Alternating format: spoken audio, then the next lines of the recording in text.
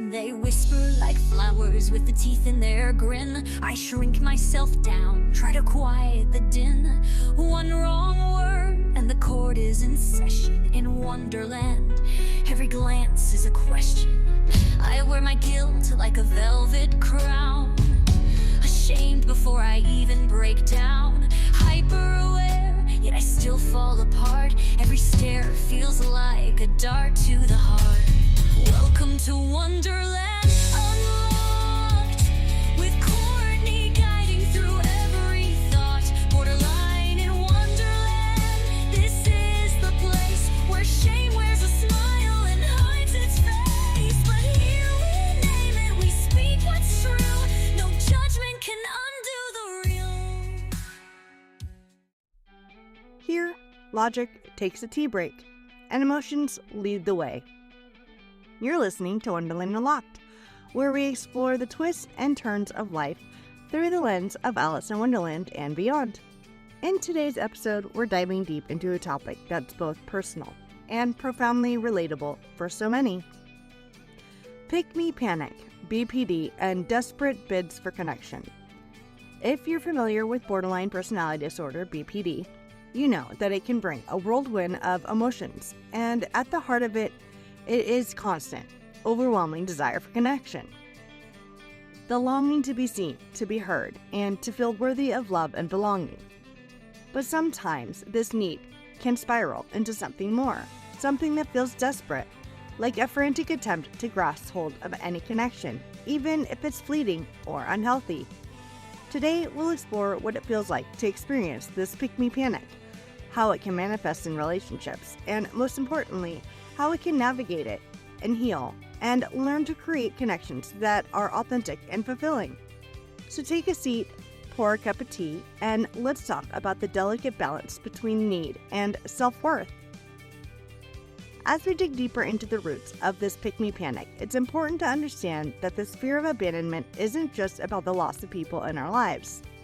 It's about the overwhelming fear of being unseen, of being forgotten. For those with BPD, this feeling can feel all-encompassing, like standing in a crowd and not being able to see anyone else's face or hear their voices. It's like you're invisible, and that invisibility eats away at your sense of self-worth. This is a sensation many of us feel when we experience that heightened panic, the overwhelming need to be noticed, to be chosen. It's as if there's an invisible marker hovering over our heads, demanding to be recognized. When it's not, we interpret that as rejection, or worse, abandonment. The emotional instability that accompanies BPD means that the pain of perceived abandonment can feel catastrophic. It's not about just a single event, like a friend not returning a message or a loved one being distant. It's about feeling that your very existence is in jeopardy. The intense fear is that if we are not seen or chosen in that moment, it will mean we are unloved forever. This kind of thinking can lead to all-consuming anxiety and attempts to grasp at any connection, even if it's tenuous. But the kicker is that these bids for connection, driven by fear, are often the very thing that pushes people away. It creates a paradox. The more desperate we become for validation, the more likely it is that our relationships will feel strained, and the more isolated we may feel. But let's pause and ask, how did this pattern start? What created this blueprint of fear and desperation? Well, it often stems from an early life experiences. When emotional needs are neglected, when caregivers are inconsistent or unavailable, or when affection feels conditional, we start to develop this belief that love is something we must earn. We internalize that if we aren't perfect, we aren't worthy of connection. That if we're not chosen, we're disposable. This is where we begin to see the emotional instability tied to BPD. The fear of being unworthy, of being invisible, comes from that foundational experience of inconsistency. It is in those formative moments, when love and attention were unpredictable, that the seeds of this need for validation were planted. Our survival instincts tell us to act, to ensure we're not forgotten. And so we chase connection. we cling to relationships, and we manipulate circumstances, not out of malice, but out of a deeply ingrained need to avoid the pain of abandonment. But there's a catch. This need for connection, this desperation, doesn't just disappear. It becomes a loop, a cycle of pushing for validation, getting it, and then fearing it will be pulled away. It's like chasing the wind, never quite able to hold on to it in our hands. Every validation feels like a temporary reprieve from the storm, but when the storm comes back, when the validation fades, we spiral once more. It's a pattern that becomes so exhausting, and it leaves us wondering, why does this always happen to me? Here's the tricky part. The cycle is not your fault. It's a natural process to trauma, neglect, and emotional dysregulation. It's an adaptive survival mechanism that worked at some point in our past, when we had to do whatever we could to get the attention and love we so desperately needed. But as adults, these mechanisms no longer serve us. They often drive away the very thing we want most: real, authentic connection. The first step toward healing is acknowledging this, recognizing that these emotional responses are not a reflection of your worth, but rather a deeply rooted survival mechanism that needs compassion and care to evolve. You are not broken for feeling these things. You are not broken for desiring connection. But understanding where this need comes from gives us the power to reframe the experience. The real question is, how do we begin to untangle this complex web of fear and desperation? How do we rewrite the narrative of needing others to pick us in order to feel validated? Let's take a deeper look into that in the next segment. The first step in breaking the cycle of these desperate bids is recognizing when we're slipping into them. Awareness is key.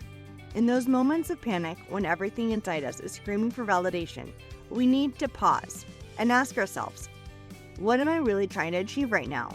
This simple question can help create a space for us to take a step back and assess whether our actions are being driven by genuine connection or by fear of abandonment. Let's take the example of over-apologizing. Maybe you've caught yourself apologizing repeatedly, even when you hadn't done anything wrong. It feels almost like a reflex, a way to make sure that no one is mad at you, that you're not being rejected. This could be tied to the fear that if you don't apologize or make yourself seem smaller or more accommodating, others might pull away. But here's the paradox. By apologizing for things that don't require an apology, you're signaling that you don't trust your own worth or your right to take up space. You're putting yourself in a position of powerlessness, when what you really need is to step into your own strength. If you can recognize the urge to apologize and as an attempt to ward off rejection, then you can practice stopping yourself, taking a breath, and asserting that you are allowed to exist without constant apologies. Another common desperate bid is people-pleasing. When we think that if we make others happy, they'll choose us, they'll stay, and they'll see our value. But people-pleasing can become a trap because it erodes our ability to express our true selves. We bend ourselves into shapes that we think others want, hoping that these gestures will gain the approval or connection we so desperately crave. But here's the catch. When you're busy trying to please others, you lose touch with your own needs. You become disconnected from your true self, and ironically, this can lead to more isolation because the people around you aren't connecting with who you really are. They're connecting with the version of you that you're trying to present. Instead of focusing on people-pleasing, try shifting the focus inward. Ask yourself, what do I need right now? How can I express myself authentically without fear of rejection? This shift allows you to prioritize your own well-being and needs, and in turn, it invites more genuine connections.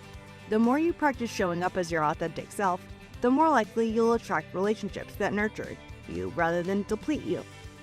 Now, let's dive into the push and pull dynamics. If you've ever experienced moments where you desperately crave closeness only to pull away at the slightest hint of vulnerability, you're not alone. This behavior often arises from the fear that if we get too close, we'll be hurt or abandoned.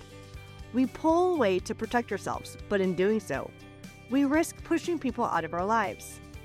These dynamics are exhausting, not just for the people around us, but for ourselves as well. It's like being stuck in a cycle where We desperately seek connection, but then retreat as soon as we start to feel that connection forming. It can create confusion, anxiety, and frustration for both parties. So how do we break this pattern? It starts with self-compassion, recognizing that the impulse to pull away comes from a place of fear, not a lack of desire for connection. When you notice this push and pull dynamic arising, take a moment to pause and ask yourself, what am I afraid of right now? What is it about this closeness that feels unsafe? By acknowledging your fears instead of acting on them, you create a space to explore the underlying feeling. And while it might temporarily satisfy our fear of abandonment, it doesn't lead to the stable, nurturing connection we truly need. So how can we stop testing boundaries in this way? It starts by recognizing that we are both worthy of respect and care, just as we are. We don't need to create drama or provoke reactions to prove our value. Instead, we can work on building trust, both with ourselves and others. When we feel secure in our self-worth, we no longer feel the need to push and pull in relationships. We can simply be without the constant need for validation.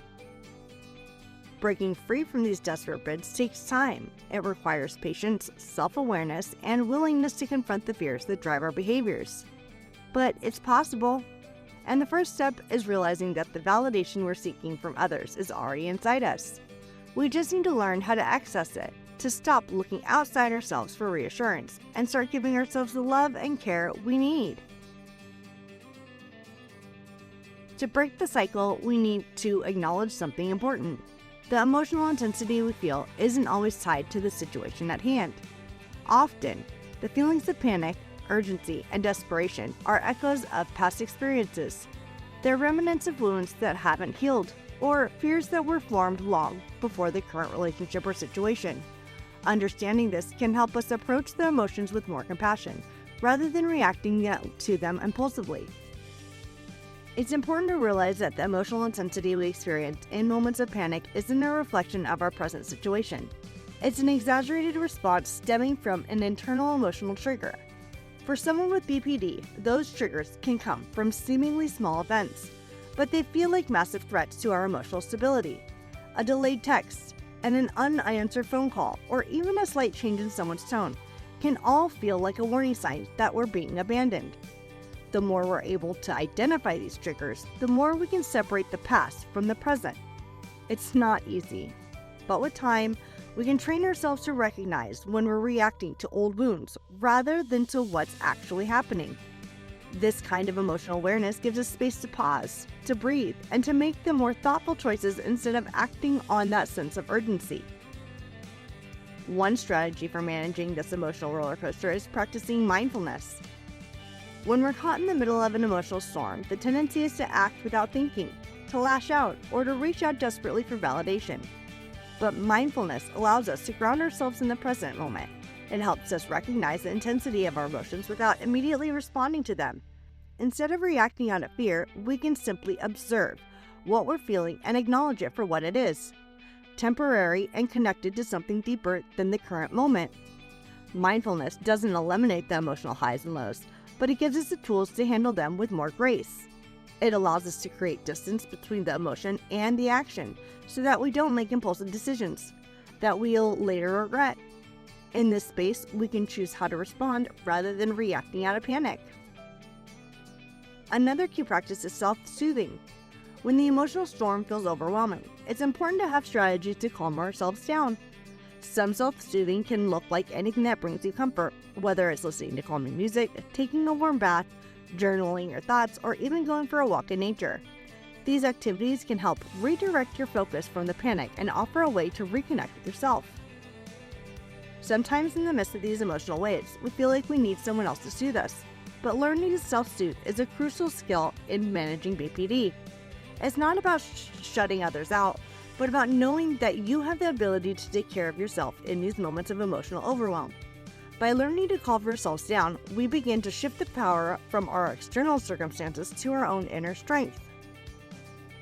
It's also helpful to establish clear boundaries with ourselves.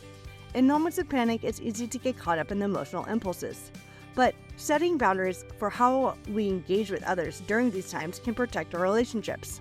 For example, if you feel yourself becoming overwhelmed by the need for reassurance, You might need to set a boundary with yourself to take a break from texting or calling for validation until you calm down.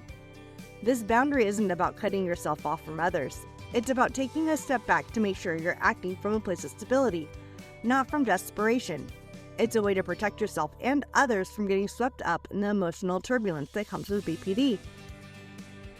Finally, let's talk about self-compassion. When we're in the midst of the emotional roller coaster, it's easy to fall into self-judgment. We might think, why am I doing this again? Why can't I just be calm? But the truth is, BPD is a part of who we are, and the emotions we feel are real, even if they're sometimes exaggerated. Instead of berating yourself for feeling desperate or panicked, try to treat yourself with the same kindness you would offer a close friend in the same situation. Just remember, healing takes time. You won't be able to stop the emotional roller coaster overnight, but each step you take towards understanding your emotions and responding with awareness is progress. You're learning to ride the waves of emotion without being pulled under by them. So when the feeling of urgency rises up again, when you feel like you can't breathe until someone validates you, take a moment to pause and check in with yourself. Ask, what's really going on here? What fear is triggering this urgency? And most importantly, how can I respond in a way that honors my need for connection without compromising my well-being? This is not about getting rid of the emotional intensity, but about learning how to navigate it without getting lost in it. And with time, you'll find that the emotional roller coaster becomes a little less frightening. The storm may still come, but you'll have the tools to weather it with greater ease. Let's take a deeper look at the healing process, the journey from the emotional roller coaster of pick-me panic to creating healthier, more balanced relationship. The good news is that it's possible. Healing the fear of abandonment and breaking free from this cycle of desperate bids for connection is entirely achievable. And it starts with one very important thing: self-compassion. When we feel the pull of desperation, it's easy to think that our worth depends on being chosen, on being validated by others. But here's the truth: your worth is inherent. You are worthy simply because you exist. We all are. We don't have to earn love, approval, or attention by performing or constantly seeking validation. Self-validation becomes the key that unlocks our ability to heal. Now, I know this can be challenging, especially if you spent much of your life seeking external validation as a way to feel secure, but healing begins with the small yet profound practice of learning how to validate yourself first. Let's take a moment to reflect on that. How can you begin to give yourself the affirmation you so desperately crave from others? Is it through positive self-talk, celebrating small wins, or simply acknowledging your feelings without judgment? When we learn to soothe ourselves emotionally, we create a more stable foundation. This doesn't mean that we won't still experience emotional intensity or moments of panic, but it means that we have the tools to navigate those waves without being swept away by them. Another powerful tool is emotional regulation. This can involve techniques like recognizing when your emotions are starting to escalate and taking steps to interrupt the cycle.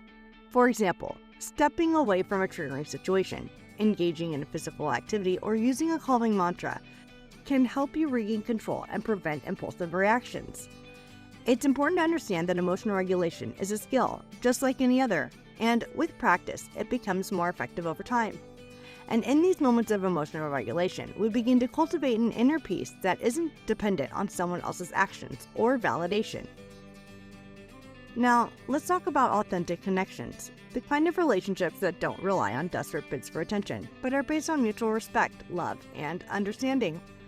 When we move away from the need to be chosen or constantly validated, we can start to form relationships that feel nourishing rather than draining. Look for the people who see you for who you truly are, not just for the version of yourself you present to gain validation. Healthy relationships are rooted in authenticity. When you are able to show up as your true self without fear of being rejected, you create a space for others to do the same. This mutual openness fosters deeper connection. But here's an important thing to remember. It's not just about finding the right people, it's also about finding the right person. Healing isn't about receiving love. It's about giving it in a way that's balanced and healthy. This doesn't mean being perfect. It means being real, vulnerable, and compassionate. There will be times when we encounter relationships that aren't aligned with our needs. And it's important to recognize when it's time to let go. Whether it's a toxic friendship, a draining family dynamic, or an unhealthy romantic relationship, it's okay to walk away. It can feel terrifying to let go of someone or something that seems like it's providing us with connection. But sometimes, walking away is the healthiest choice. Letting go doesn't mean abandoning relationships lightly. It means recognizing that a connection is no longer serving us in a positive way, and that we deserve better. Healing comes from being able to create boundaries that protect your emotional well-being and allow you to thrive in relationships that are supportive and healthy. And this is where self-compassion plays a key role again. It's easier to let go when you understand that your worth doesn't hinge on staying in a relationship that isn't healthy for you. You don't need to hold on to unhealthy connections to prove that you are worthy of love. As we wrap up this discussion on healing the fear of abandonment and building healthy connections, let me leave you with this reminder. You are worthy of love and connection, not because of what you do, but simply because of who you are. You don't need to perform for love, chase validation, or lose yourself in relationships. You are enough, exactly who you are. Healing takes time. It's a process of rediscovering your own worth, learning to regulate your emotions, and cultivating relationships that nourish your soul. Along the way, you'll find that the need for constant external validation fades, and in its place, you'll develop a deeper, more sustainable sense of self-love. Thank you for listening to today's episode of Wonderland Unlocked. I hope this conversation has given you some insight into how we can heal the deep-rooted fear of abandonment and break free from the desperate cycle of seeking validation.